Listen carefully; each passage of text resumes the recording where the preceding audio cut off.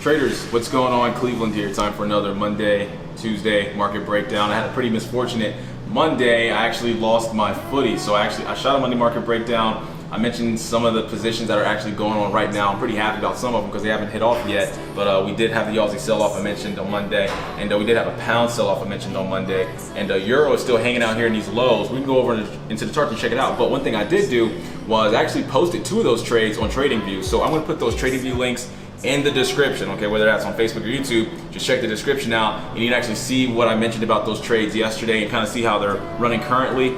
We pulled some profit on that pound short, and it looks like we may actually start getting a reversal. So we'll pull over into the charts and check that out. All right, so we do have a pretty packed week, right? I mean, we have NFP and all the other little things and fundamental data that comes into play during the beginning of the week. So, you know, you want to make sure, remember folks, the more volatility, okay, the more you want to have in terms of risk, the more risk adversity you should actually have, which means the wider your stop should be, okay? I mean, there's a higher margin of error when there's a lot of volatility. The market's doing this, so that means you want to have wider stops, which means your position sizing needs to be smaller, okay? So you see a lot of guys get stopped out and a lot of new traders get stopped out when the markets are extremely volatile because, again, they may be trading it as if it's, you know, the Aussie dollar, right? Or maybe they're trading it as if it's the pound, well, the pound yen rips. I was going to say the pound AUD, which also is fairly volatile. But some of those smaller volatile, it's called average true range. Some of the actual currency pairs that have smaller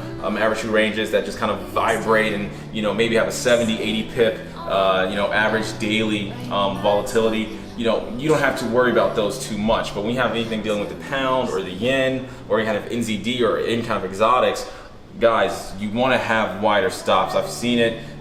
You can look at it yourself and kind of understand how, you know, market volatility can whip you out of positions. Okay, so that's just more of a, you know, capital management, I guess, a little, you know, tip for you there. Okay, so want to go into this euro still hanging out down at here at these lows. Yesterday I mentioned how we saw a 300 pip sell-off.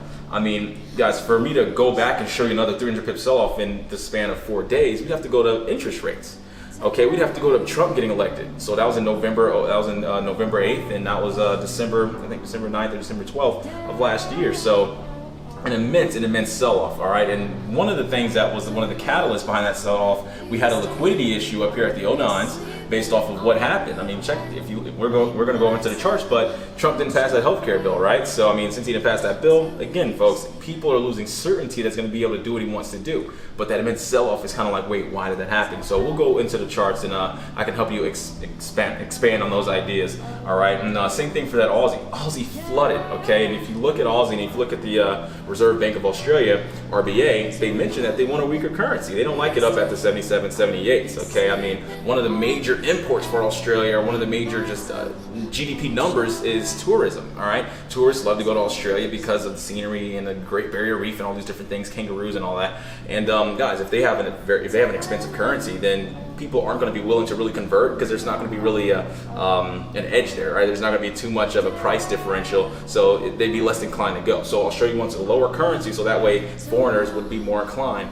to go to the country. Okay, so that's why they want a weaker currency. They want to get this thing to the 70s, all right, to the low 70s, high 69s, all right. So we should continue to see that thing sell off, especially as different political reforms and things. People start not looking so much into all the political nonsense happening. They look more into the data and the economics. And I'm saying that because of things like Marine Le Pen, Donald Trump. People are getting tired of the jawboning. They're going to start looking more at the facts. Okay, so outside of that, we have the pound and Article 50 triggered last Wednesday. Interestingly enough, we really didn't see much volatility. Why? That data was priced in all the way back in July. You know, when was that? July 6th. You know, the second week of July last year. Okay, Article 50 was then, boom, Article 50 hit. We saw another 6-7% shot to the downside on the pound dollar. And again, folks, you know, anything that's news isn't really new data. If people have a high certainty that it's actually going to happen, then guess what's going to happen? You know, you're going to immediately start having an effect on the market. Okay, and a great example is Trump getting elected in November. He didn't get into office until January, but we still saw a 6% move because of the expected data that was going to come in, the expected political, I guess, ideals and economic ideals that he was going to have. Right. So, guys, let's shoot over to the charts. We'll talk a little bit more about the actual technicals and how things align. And then I don't know if I have a pair of the week here. I'll check it out, and if I see something, I'll mention it to you guys. Okay, so let's pull over into the charts and see what we got. All right, traders, let's pull over into these charts. So I want to back up a little bit and show you guys how we kicked off the week. Okay, so this is how we closed on Friday, and then boom, here is that U.S. Open Sunday 5 o'clock. Okay, 5 o'clock, 5:30. So very interesting, right? I mean, so this was just based off of some of the healthcare bill data that came out. Basically, they weren't able to push it through. Trump gave up, blah, blah, blah. And so again, that just kind of muddies the waters a bit more about, if he's really going to be able to do what he does in terms of economic reform, right? So as soon as we see that happen, okay, obviously we're going to have liquidity issues, okay? So that's, definitely a part of my methodology, intraday methodology. And if you're even if you're a swing trader, of course, you need to adopt that same ideal as to understanding liquidity, because it just gives you, it strengthens your edge, okay? You may not trade that stylistically, okay, you may be more of a sentiment-based trader, or you may look more at technical analysis, which really isn't a true methodology. It's kind of just it's more descriptive than predictive, okay? I go deep into that, and some of the other things with my with my group, but again, liquidity issues, that's a methodology, that's an inherent trait of the marketplace, and you start to see this market fold over, okay? So right around here, I was wanting to catch some sales last week, and we executed on some of those sales back down into structure. So we were expecting price to come down into here, but we pretty much flew past that, and we actually ended off down here at these lows, okay? And so this is the past 2 days of price action, okay? So this is Sunday, this is Tuesday, and this green right here, this is Wednesday. This is Wednesday, okay? But it's Tuesday night, but we already have Aussie Open kicking off, all right? So it's their market's open, and this is what we're at. So if you guys can see, I mean, I see some price rejection. We could potentially push back up into these highs, okay? Absolutely, and that's the trade that I wanted earlier this week. So it hasn't kicked off yet. Unlike the pound and unlike the Aussie, we still have a little bit of a chance for this thing to execute. So if you look at some of the fibs, let me draw up one at a time here. We came down, we rested on the 61.8, and that's where we got stuck, all right? And so at this point, again, you're going to have problems with liquidity, okay? And you need to watch out for that. And you need to be able to put yourself in a situation where you can understand the market environment and ask yourself, hey, look, am I really going to have any more sell side participation down here at these lows? And, of course, you're going to hopefully assume that, oh, well, this highly momentous move, probably not. We might have some risk aversion come in to continue selling it off. And we may have some buyers looking at this market and perceiving value, right? So then we should see some upside push, okay? And that's what I'm looking to see, all right? So we've held the level thus far. I'm going to push. I have my trading view below where I talked about it yesterday. And so I would love for this thing to come back up into potentially this 0775s. This thing could come back up into the 07, the high 07s. We just never really know. But it's definitely this area here, this zone between this 23 and this 38.2. That would be a very nice place to swing this thing out and push it back up into, all right? So cool thing is I don't get triggered until I have with our methodology, I'm not going to get triggered into this move until I get a little bit more momentum. Okay, momentum kind of tells me and gives me an inclination that they want to push this thing higher. All right, so I'm not yet in that move. I get triggered into that move, and then I'll execute on that trade. Okay, so if you're in our top trader room, then you'll definitely be notified that I'm long. Okay, so that's that euro. Really simple. Barely have anything up on it in terms of charts, in terms of any kind of drawings. All right, so we want to take it up here into this level. Now, that's what I want to do. Our entry is somewhere down here at these lows, and I like the risk reward on it. We could potentially start putting stops down here at these lows. We really just kind of want to see how price forms once this level breaks. If we pull over to a 4-hour, you'll see, boom, tested, but again, we're looking for sells at this point. Okay, if this market wants to sell off, it has to go find them. And where is it going to go find them? In higher areas where that market's going to find that kind of value. All right, so hopefully we can get some rollover. But again, if we get rollover, that means we actually pushed up into these highs, which means we made some money. All right, so let's look out for that Euro USD to buy it up. Okay, so for the Aussie dollar, Aussie rocked, man. It really did. We had a couple of guys get in on this Thursday here last week on that sell.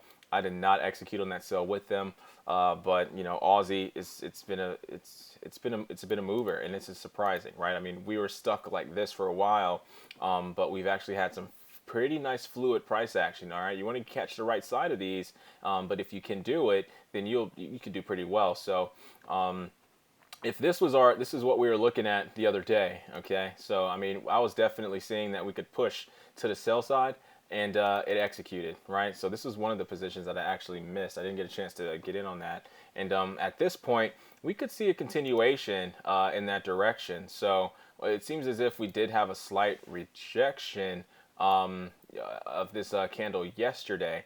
Okay, but we just kind of have to see how things add up. This price may fill this gap here, and we may push down to this 38.2. So we might have a full 100% retracement of this previous swing here. All right, so that's very interesting. This was interest rate hike, okay, and then we came up into the 77s, the most powerful structural zone in this Aussie in the past 2 years, and then now we're kind of folding on over here. And remember what I just mentioned, right? I mean, the Australian currency, I mean, the long-term game for these guys in 2017, 2018, 2019, all the way up into 2020 is to have their currency lower. All right, they can't really afford to have their currency floating up in these mid 70s, but high 70s. They just can't afford that right now. Their growth rate isn't where they want it to be. They potentially have some bubbles, in the retail, not in retail, in the I was going to say residential, in the in the real estate market. All right, so they're trying to really evaluate exactly where they see themselves. The minister over there, I think that's what they refer to them as, already mentioned that they don't see themselves raising rates anytime soon, especially in 2017.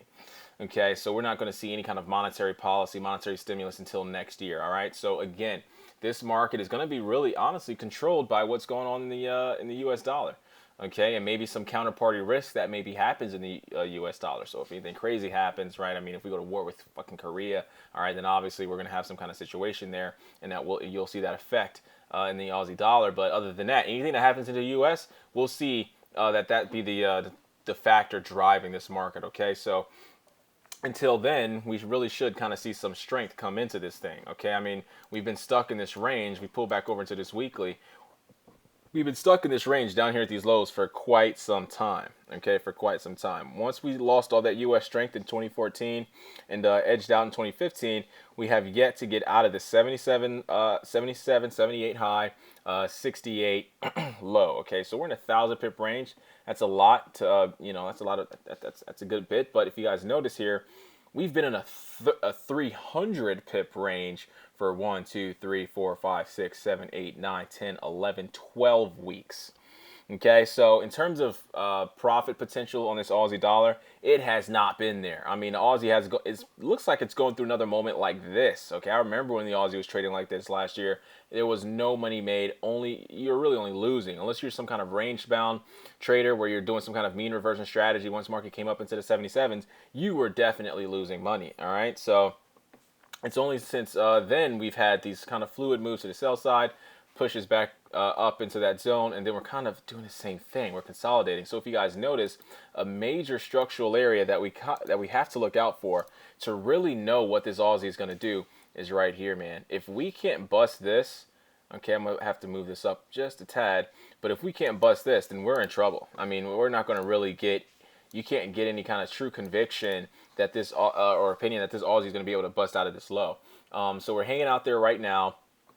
We need some new data to come in. We need some kind of catalyst to really drive us outside of this 75, these mid 75s, because again, we know what can happen if the Aussie gets stuck in these mid 75s. It can range there for quite some time. Occasionally, you'll see, we can potentially get a push down into the 74s, the mid 74s, but who knows how long we can stay up in this range. So, in terms of value, all right, I mean, if you want to sell the Aussie, selling the Aussie right here at this level is a little bit scary, all right, now that I'm looking at it. All right, so the sells have technically already came in. So technically, you would have wanted to come in at these 77s and push it down to these 75s. I would love to see some kind of pullback.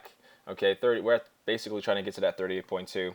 So we probably could see this thing come potentially a little bit further down, but I want to see some kind of pullback, maybe even an intraday pullback, something for me to get in this Aussie. If I could get back into the 76 teens, if we could push back, if Aussie could retest this structure here, that would be an awesome situation. But again, hopeful at best, right? So we're here now. Maybe we get some kind of rejection right here at this level, and then boom, maybe we push up, and then maybe that can get us down into these levels there. Okay, so that's something I'm looking out for. If there's just a lot of momentum in this move, okay, let's go to the 4 hour and see how the intraday adds up. Look at this. I mean, if there's just that much momentum for this thing to spill the way it's doing, then we might just miss the trade on it. All right, but with what we have going on, I definitely think that we could potentially, yeah, I mean, it looks pretty nice for us to kind of get us a little bit of a situation. Maybe we could pop up a little bit, and I would love to take a potential buy up into structure there. And if we can hold and we can get some, candlestick formations, and we get some structural patterns, we get some price delivery that makes us assume that we could fold over here, we could also get in the sell and break the low. All right, so that's what I got for the Aussie. Intraday, maybe a buy, and then long term, if we can get a retracement back up into these levels, we can start selling that thing back off again. So go check out that trading view that I mentioned for that pound. Now, interestingly enough, okay, I accidentally pressed long on the trading view, so it looks like I'm in the red, but we actually did well in that pound. I was trying to short it. You can look at the title. It says I wanted to short the pound. It's mentioned I wanted to short the pound and go long, and that's what happened. So I actually had up, we had up some structure right here. And it's just really seemed overextended, right? I mean, if we go to the 30-minute time frame, you'll see the weak leg that this market was holding on to, okay? And so when a market's holding on to a leg as weak as this, you definitely have some inefficiencies that must be filled, all right? So again, that's all about price delivery. You want to know about that kind of stuff, folks. It can really help you quantify and evaluate when the market is in a state of overextension, of a lack of a liquidity to a certain side. You can take advantage of that. Okay, so that's what we did, and we sold it back off. So this was I have a little thing called the go big, right, where I like to put some size on some of my positions. This wasn't that, but it was a nice trade to be in. It was a nice trade to be in. All right, so sold that back off. We pushed down to the 24 mids, and now at this point, you kind of have to ask yourself, where are we going here? All right, Article 50 got signed. We are staying here in this Article 50 low. This is what I was just mentioning while I was sitting there at my little desk. Okay, here's Article 50. We're just ranging in here, right? I mean, so at this point, guys, again, unless we get some new data in, you can't just start talking about breaking out of the 126s. I need some new information, because otherwise you're just going to keep getting played up here at this high. So what does that mean you want to do? You might want to play this thing back down to the mids. Okay, so interesting. All right, so what I'm going to do is I'm going to draw up a fib here. All right, and so I got a couple of places I could put it. All right, I really do. You can draw from the higher the range to the lower the range. All right, and you can kind of look out and say to yourself, okay, what's the highest probable place that this market could touch? Well, it's the mids.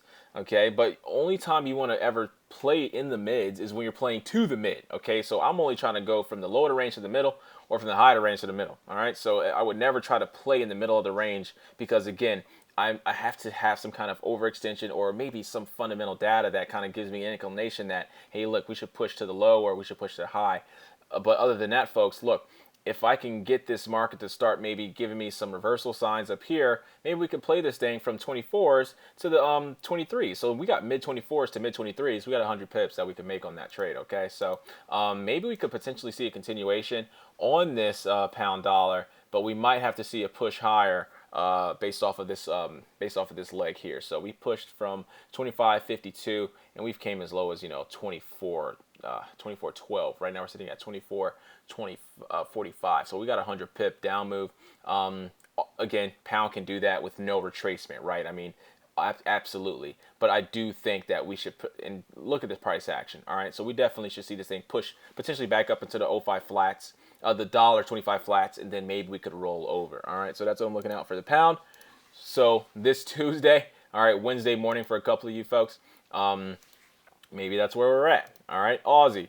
Look, if we can start to have some price action hang out up here at these highs, I would love to push it to the buy side. But if we're that momentous, if there's that much momentum in this Aussie right now, then you could either take the breakout and be a little bit risky. Remember, breakouts, in this sense, okay, stylistically, breakouts in this way are one of the more riskier trades. You have so much downside risk. I mean, Jesus, this thing could flood against you. You got to be very careful. It's basically you're guessing that there's momentum in the marketplace, and I don't like doing that on these higher time frames. The time frames are driven a little bit more by sentiment than what I like. All right, so maybe if we could hang out up here at these 75, 70s, we could push up, into the 76 flats. All right, and so for that euro, this euro needs to do its thing. I would love for this euro to start to do some buy side action. We can basically see what we get. I'm not doing anything, folks, until I can get back up into the at least the 0680s. Okay, so I'm gonna set a little alert. And maybe if I can get to the 0680s, I can start maybe taking some positions. Start small and just kind of size into it. If I can get back up into the 07s, 07 flats, then I'll probably throw something on there that actually matters. And then we can ride it back up into structure, okay? So other than that, guys, let's see what we get. There was one trade that I was looking at all freaking week, and it kind of already happened a little bit. There was this GBP, JPY. I was talking about this pair a while back, and if you look at this thing, it's very interesting. I said to a couple of guys, I'm like, look, I mean, so we have to kind of move over a bit because the trade's already kind of happened. But if you look at it, I mean, it was moving nowhere. It was very, very illiquid. Okay, look at all this. Look at that kind of price action. Okay, very tight. And then we ended up having a fairly nice sell day. Okay, based off of the way this was, it doesn't look that substantial, but based off of the structure within this week, there was a good opportunity to get in on that move. So, hey, is there a potential to still get in on it? Maybe still sell this thing off. If it wants to sell, then just look at it. Of course, we have a lot of downside potential here. We can come to the 50, 61.8. We're kind of already at the 50 though. We don't have much room to go. So we kind of want to see where things add up. But I was looking at this thing in the 140s, and I was thinking about selling it off up there at that high.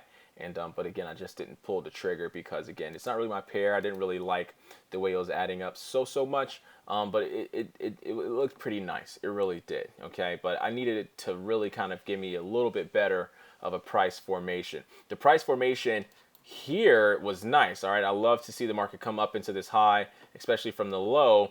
And think about it, guys. When the market has to come in from such a low and comes back up into a strong structural area, remember that's not a good sign. You're gonna have either a weak breakout or no breakout, right? So, that kind of gave me an inclination that we could see this thing turn over a bit, and that's exactly what happened. But I think I was a little bit occupied. That was on a Sunday night. I wasn't trading it, and by the time Monday hit, look where we are, folks. I mean, we're already at the 138s, and I felt as if my potential to profit on that thing was kind of erased. Okay, so folks, other than that, let's just see what we get on our 3. I like it, I really do. And the structure is fairly simple this week. Originally, I didn't like the structure on Monday or Tuesday, but now things are kind of adding up to do some work. I mean, on pound, I liked it. Aussie didn't like it so much. Euro, I do like it, but I just wanted to see it start to turn over, and it's doing just that. Okay, this is what I saw first on that euro, so it was a little bit risky, but now,